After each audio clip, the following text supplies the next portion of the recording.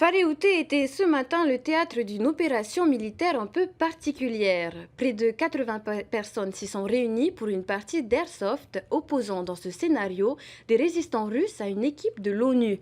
Ce sport, souvent comparé au paintball, est pratiqué au Fénois depuis près de 7 ans. Sans plus attendre, je vous propose une immersion dans le jeu.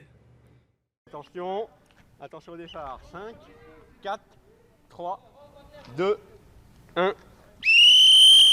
La phase 1 est lancée. Les joueurs de l'ONU ont investi le terrain russe.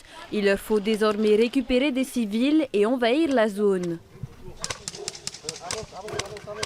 Non sans difficulté, l'équipe de l'ONU parvient à capturer ce SDF russe.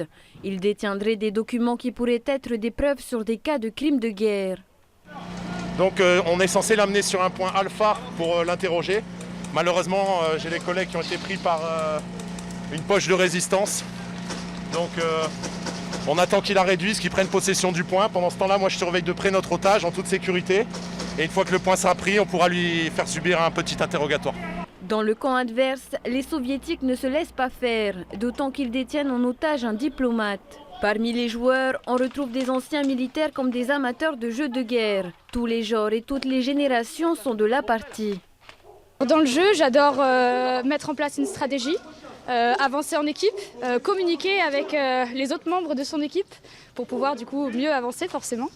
Et j'adore le courir, le sport, le fait que ce soit une activité très physique, voilà, on a chaud et tout, mais franchement c'est génial. C'est très sympa comme activité, c'est assez physique, ça prend du temps, mais par contre c'est une bonne activité. Souvent comparée au paintball, cette activité repose sur le fair play.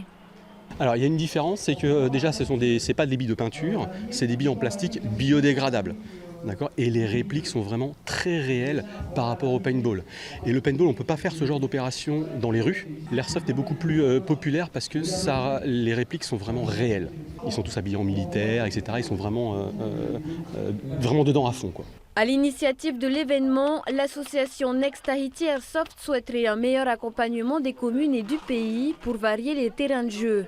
La prochaine grosse opération est prévue à Faratea dans la nuit du 25 au 26 août.